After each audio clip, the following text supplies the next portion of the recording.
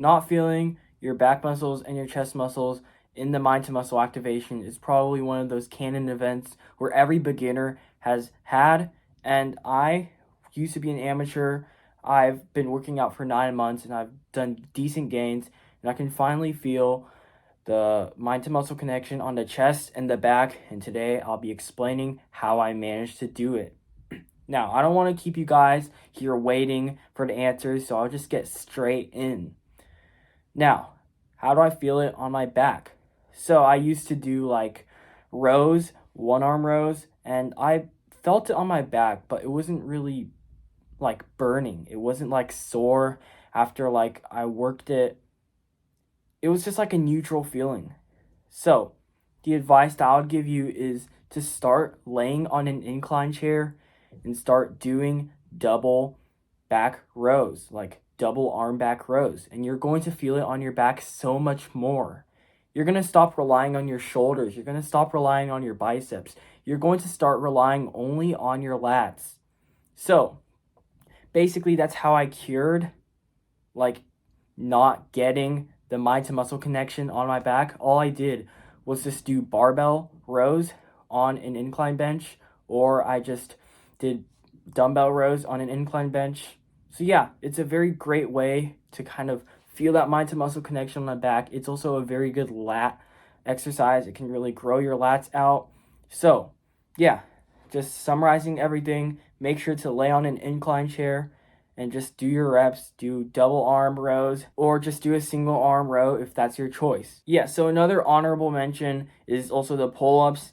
It's basically just a back activation without any sort of mind to muscle connection bullshit. So yeah, pull-ups are basically the easiest way to kind of feel the tension on your back. I mean, just get a pull-up bar, start doing pull-ups, and you'll realize that your back is going to start burning after doing a few pull-ups. Now, the next one is the chest. Now, the chest one took me a pretty long time to actually feel the activation, but I do have some tips that I learned online and how I experienced it myself. So, the first thing that I did was just to warm up my chest first before I got into sets, because you want to get that chest kind of fired up a little bit so that you can feel it in the set. So what I would do is I would do dumbbell flies, which are very good for activating the chest if done right. I'd do some light, dumbbell bench press, maybe like 25 pounds on both sides, and then I would get straight into my set. It really kind of gets the activation ready so that so that your chest is basically ready for the set.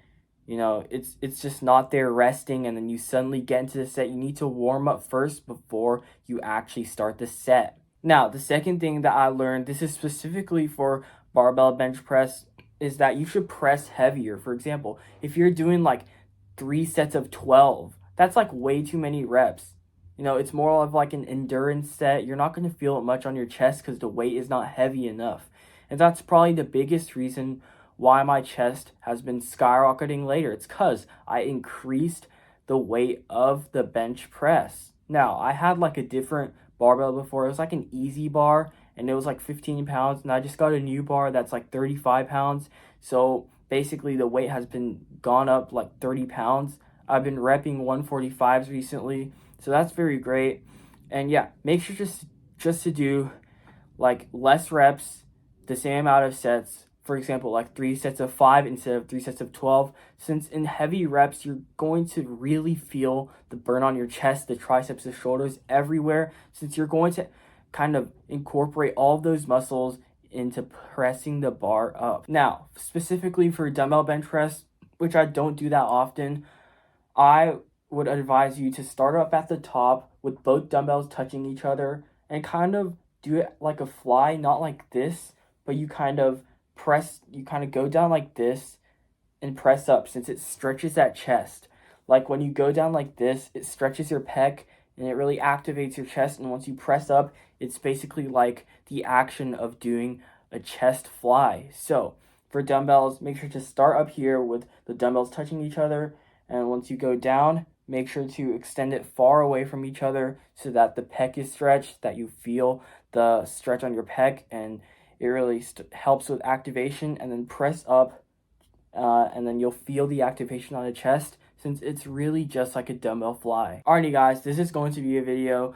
Again, these are the tips that I learned myself from online sources, but as a beginner who struggled a lot with feeling the back and chest activations, the tips that I just showed you guys there have helped me so much and really felt that activation on the chest and the back. So guys, this is going to be a video. If you have not yet, make sure to hit that subscribe button because it does help me out. I'm going to be providing you guys fitness and self-improvement content. So it's basically like a bundle of content. I'll be posting 2 videos per week and 2 to 3 shorts per day. So yeah, this is going to be a video and I'll see you guys next one.